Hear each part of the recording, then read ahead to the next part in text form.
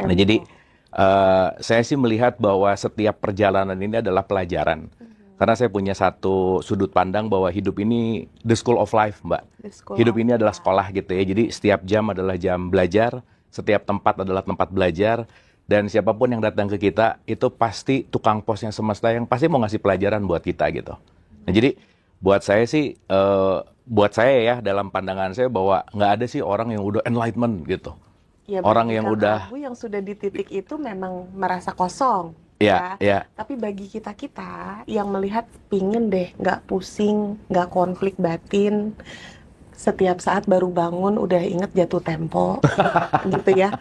Mau tidur inget lagi cicilan, gitu Kang Abu. ya. Cuman kayaknya cicilannya semua sama, cuman beda nilainya aja sih. Oh, Ya, ya nggak, maksud saya gini. kiat-kiatnya apa? Ya gini, maksud saya gini. Bahwa setiap perjalanan ini adalah tidak ada perjalanan yang sudah sampai gitu. Oke, Nggak ada perjalanan yang selesai gitu. Karena mengingat hukum, kalau kita ngomongin semesta kan tadi di awal kita membuka dengan kata semesta ya. Semesta itu kan dinamis. yes, Yang namanya dinamis itu adalah mengalir, bertumbuh gitu. yes. Berdenyut dan bertumbuh gitu. Artinya kalau berdenyut dan bertumbuh bahwa setiap kita ini adalah siapapun, saya selalu mengatakan bahwa kita adalah murid semesta yang mau bertumbuh gitu. Jadi nggak ada yang gimana banget, nggak ada yang di atas atau di bawah apa dan seterusnya lah ya. Karena itu semua hanyalah penilaian-penilaian eksternal yang kita nggak pernah tahu gitu ya bahwa siapapun itu mendapatkan pencerahan A, B, C, dan seterusnya. Semuanya lagi bertumbuh bersama sesuai dengan kadarnya, Masya Allah. sesuai dengan kapabilitasnya, dan sesuai dengan perjalanannya masing-masing gitu. Masya Allah. Itu sih, Mbak. Jadi untuk semangatin teman-teman, eh, maaf sebelumnya Kang Abu, kan ada beberapa yang sebelum mencapai enlightenment itu kan juga ada yang ingin mengakhiri hidup ya Kang Abu Iya, ya. iya. Apakah Kang Abu pernah merasakan di titik yang di fase itu? Pernah, Oh pernah. Oke, pernah. oke. Jadi kalau ngomongin fase tuh ya balik ya bahwa setiap orang pasti punya titik jeduknya gitu ya. Oke. Titik di mana Kejedot ya. kejedotnya, titik kulminasi di mana dia merasa bahwa nggak berharga gitu kan. Saya pribadi pernah merasa depresinya panjang, stres gitu ya, anxiety gitu karena ya pada saat itu yang saya cari adalah hasil, saya nyari keluar, saya nyari sesuatu yang nggak ada terus gitu. Dan ya itu tadi bahwa apa yang saya lakukan pencarian pada saat itu adalah bukan pencarian yang esensi gitu.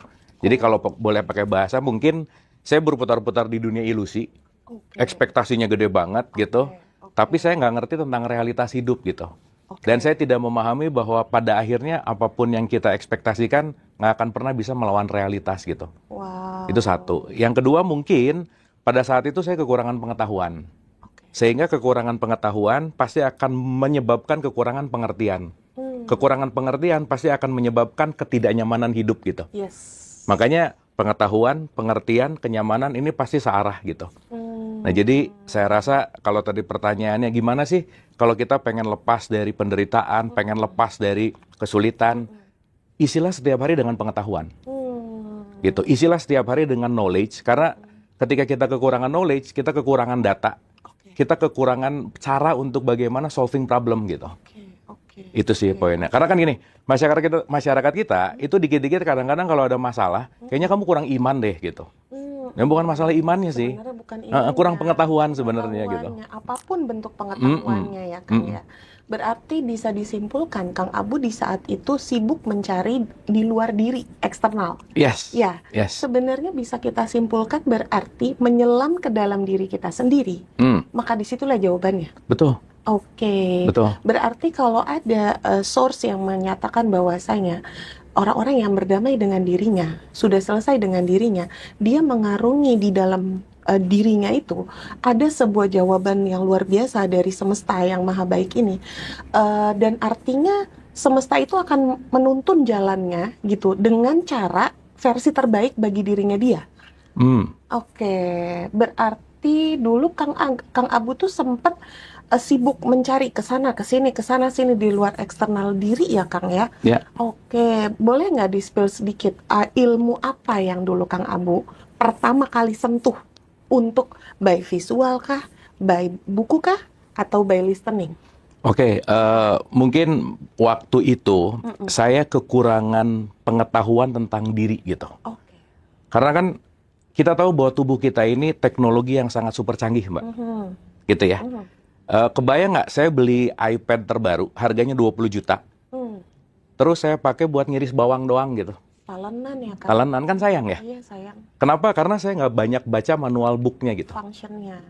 Saya nggak tahu function si iPad ini tuh buat apa gitu. AirPod apapun lah gitu ya. Nah, jadi pada saat itu saya mulai menyadari bahwa saya jangan-jangan nggak tahu cara make diri gitu. Wow. Nggak tahu cara make gimana make tubuh, gimana make pikiran.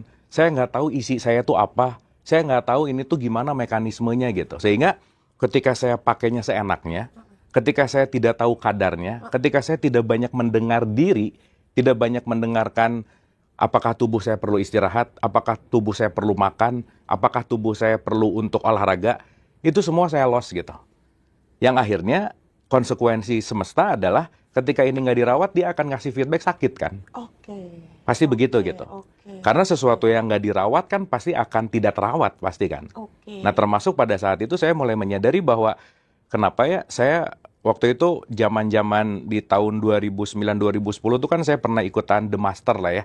Di RCTI itu saya juara 2 gitu. Dan kalau boleh disebut bahwa itu puncak dari semua puncak karir saya. Setiap anak muda tuh pengen lah di situ. Ya. Famous, duit banyak, Yes. ya maksudnya glamor gitu, Popularity ya. popularity dan seterusnya. Cuman yang menarik adalah di puncak-puncak yang mereka semua anggap itu sesuatu yang enak, ternyata saya jadi meaningless gitu, Oke. nggak konten gitu, merasa hampa dan akhirnya begitu di puncak terus ngelihat kanan kiri tuh kayak nggak ada temen gitu. Oh. Saya nggak punya social life dan saya hanya mengikuti robotik activity dari setiap hari ke hari dan ya itu yang saya lakukan bertahun-tahun gitu. Wow. Sehingga terus saya mulai mikir bahwa emang hidup gini doang ya gitu. Oh, ada pemikiran seperti itu timbul ya? Timbul karena masa sih hidup cuman tiap hari syuting, tiap hari show, tiap hari entertaining, Wow. dari Senin ke Senin lagi gitu. Saya bisa pagi-pagi berangkat ke Bali syuting, makan siang di Medan, malamnya udah live di Kebon Jeruk RCTI gitu misalnya. Dan itu over and over Begitu aja and over ya. gitu. Nah jadi saya tidak bisa menikmati hidup Oke. karena saya terlalu sibuk dengan aksesoris hidup gitu. Oke. Gitu. Jadi saya selalu punya rumus bahwa ada hidup dan ada drama hidup gitu. Jadi drama hidupnya yang tiap hari saya kasih makan gitu. Sehingga banyak orang yang ngomong bahwa hidup saya itu susah. Enggak, hidup tuh nggak pernah susah. Drama hidup lu yang susah gitu. Meromantisasi keadaan kehidupan ya. Seperti itu ya. Iya, nah makanya setelah itu terjadi, merasa hampa, merasa tidak konten gitu. Terus mulai menyadari bahwa apa ya gitu. Apa nih gitu. Kok dulu pengen terkenal udah biasa aja gitu. Pengen gini oke udah, pengen masuk TV udah gini aja gitu. Dan ya akhirnya ya itu tadi ternyata saya terlalu sibuk untuk mencapai apa yang di luar. Ambisi ya. Tapi ternyata hal yang paling penting tentang esensi hidup adalah diri itu saya nggak ketemu gitu pada saat itu gitu. Kan suka gini Mbak. Kita tuh kadang nggak pernah beneran tahu apa yang kita mau loh. Iya ya. Berubah. Dalam hidup tuh maunya apa sih? Iya benar juga ya. Kadang kalau saya lagi diskusi gitu ya, terus saya nanya, emang beneran maunya apa sih? Itu diem biasanya. Nah, Bilang hidup tenang, hidup damai, ya tenang tuh kan abstrak ya. Damai itu abstrak gitu. ya kayak gimana yang Iya. mauin tenang Iya, itu gitu iya, ya. iya. Benar. Dan sebenarnya pengennya apa sih? Iya, iya. Dan ketika kegamangan kepengen itu kan akhirnya kita jadi nggak tahu gitu. Iya, iya, iya. Nah, yang menarik adalah kenapa banyak orang yang nggak tahu apa yang dia benar-benar pengen? Nomor satu, karena dia udah punya. Yang kedua, karena dia nggak kenal sama dirinya gitu. Contoh, ada orang pengen banget disayangi sama orang yang lupa bahwa kasih sayang tuh udah ada. Ada orang yang pengen mendapatkan cinta. Dia lupa bahwa cinta tuh udah ada gitu. Di dalam diri kita. Di dalam diri kita gitu. Sehingga dia mencari sesuatu yang udah ada. Menganggap bahwa dia akan melengkapi dari luar. Sehingga hidupnya itu lag terus gitu. Merasa kekurangan terus, jadi victim terus. Akhirnya dia nyari sesuatu yang udah fulfill sebenarnya Iya, gitu. iya, iya. Menarik. Gitu. Dan tanpa sadar ketika, ya itu tadi di pengalaman saya tanpa sadar bahwa ya ampun ternyata yang selama ini saya jauh cari-cari kemana-mana, ternyata yang saya cari itu dekat banget gitu. Dalam gitu ya. Oke. Pertanyaan. Ya kita ngomongin rasio Iya, dulu, iya, iya. rasional Oke, ya. oke, fine.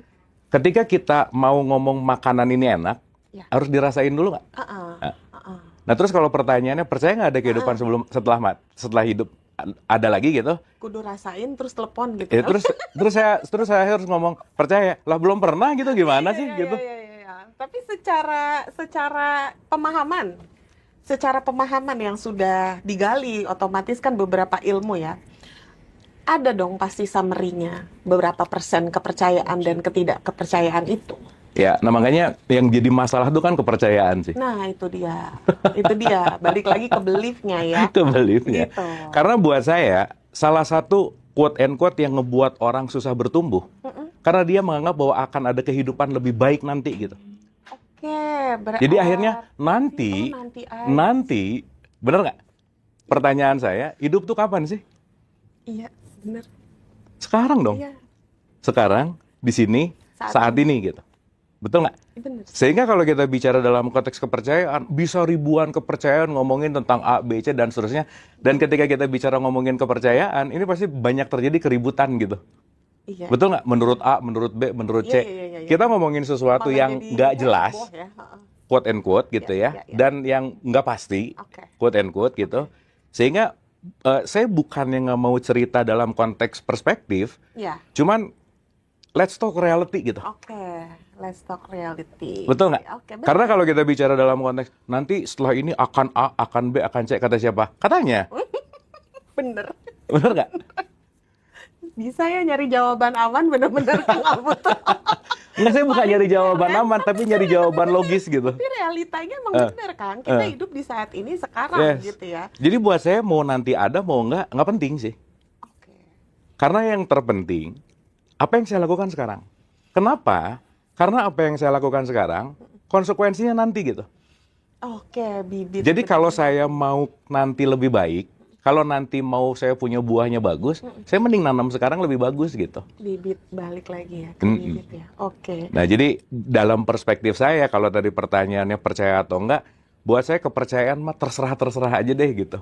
Tapi poinnya adalah bagaimana sih kepercayaan itu bisa memengaruhi kebaikan kehidupan kita di saat ini, yang outcome-nya adalah yaitu tadi, ujung dari semua apapun, life is always now. Keren banget guys. Ya Allah, sorry guys. Sorry ya. Oke, keren banget ini, kita enjoy present moment. Bahkan 1 jam lagi aja kita nggak tahu ya Kang. Jadi even misalnya bagi teman-teman nih yang saat ini sedang terhimpit hutang, andai dia mendengar nih saat ini Kang Abu yang lagi live ya, 1 jam lagi katanya debt collector mau datang ke rumahnya. Ya, Tapi selama 1 jam ini dia hidup dengan penuh syukur dan memberikan kontribusi yang baik, entah dengan cara apapun, betul, melukis senyuman semesta. betul, Karena tadi Kang Abu bilangnya bibit yang saat ini itu yang akan merubah ke masa depan, betul, gitu. betul. Bisa jadi 1 jam kemudiannya pun akan berubah realita yang refleksi yang baru.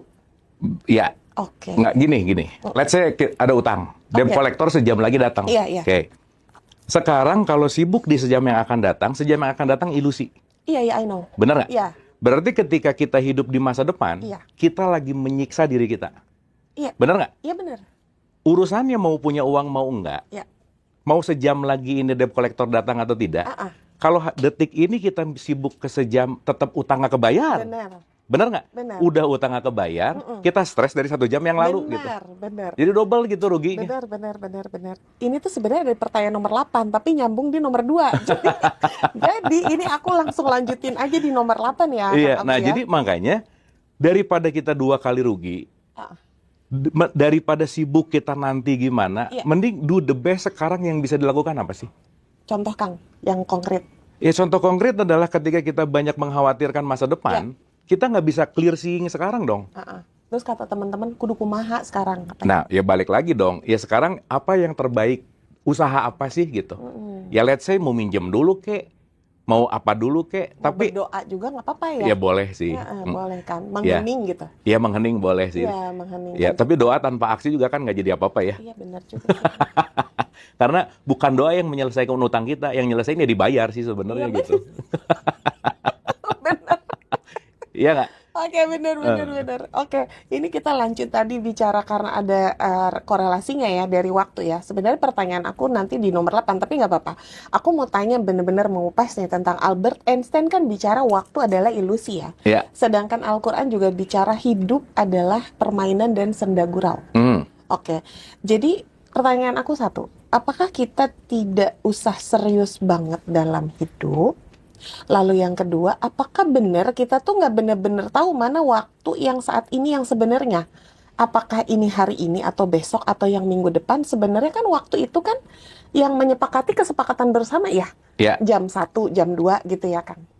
Kalau matahari kan sama bulan mengitar aja sesuai porosnya gitu. Apakah sebenarnya kita itu tidak mengetahui kita hidup di realita yang mana? Kecuali yang tadi, di sini saat ini sekarang. Nah, apa kepandangan Kang Abu mengenai dari Albert Einstein dan Al-Quran itu? Ya, oke gini. Saya mungkin melihat dalam konteks relativitas waktu itu sesederhana gini. Mbak kalau ngobrol sama orang yang menyenangkan, Ya, 1 jam itu kayak 5 menit. iya, Benar? benar. Tapi kalau ngobrol sama orang yang nyebelin, 5 menit kayak 1 jam. Iya, benar. Benar sih. Betul nggak? Oke. Sip ya. Oke. Jadi it's very relatif gitu. Analoginya simple, benar. Simpelnya kurang Ya, lebih begitu ya, gitu. ya. Nah, cuman kalau kita kaitkan sama dunia ini adalah permainan. Oke. Nah, pertanyaannya adalah kita ini hidup di dunia atau hidup di bumi? Perbedaannya Ya kan kita harus di ngerti bumi. dulu nih. Iya, dunia kan ada universe ya.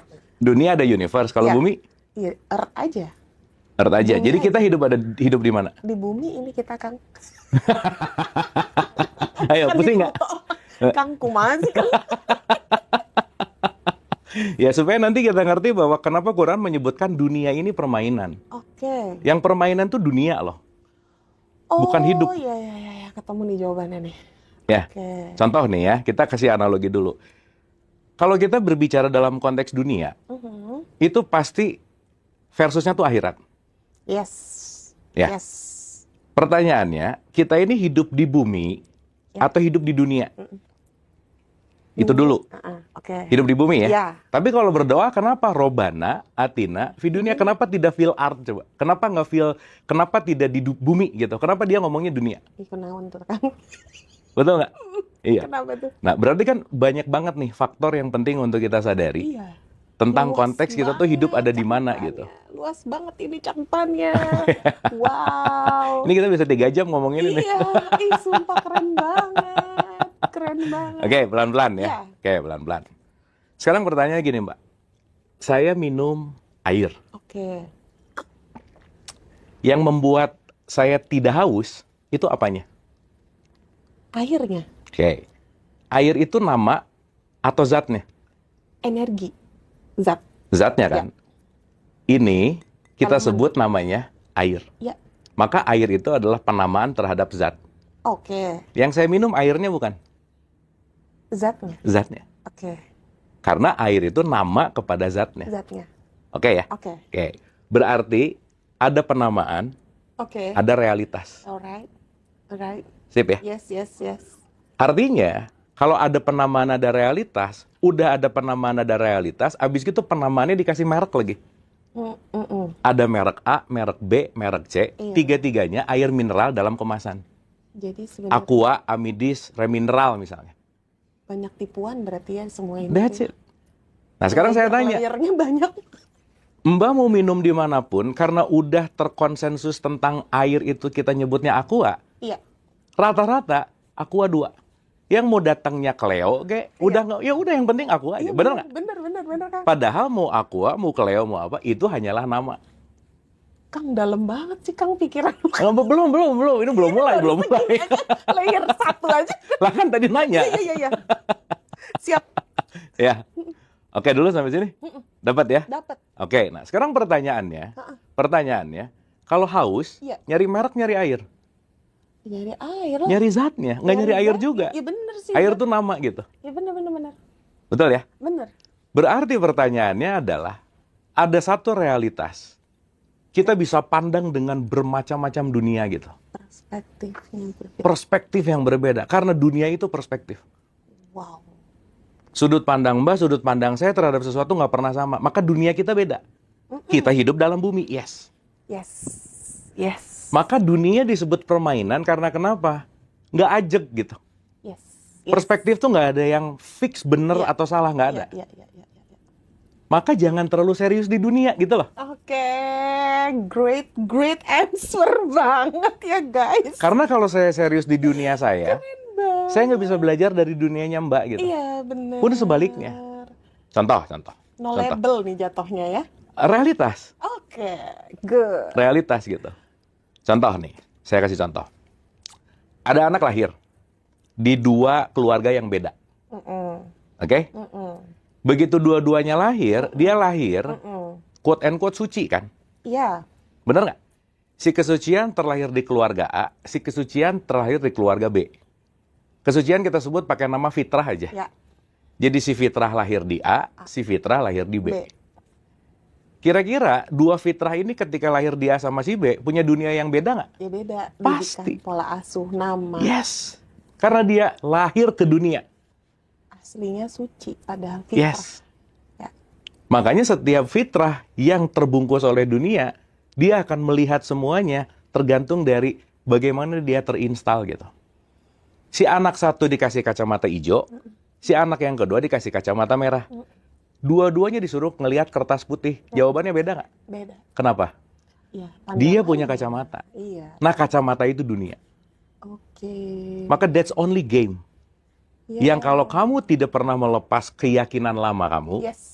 tidak pernah melepas pengetahuan lama, tidak pernah melepas program paradigma lama, maka kita nggak akan pernah melihat realitas seapa adanya gitu.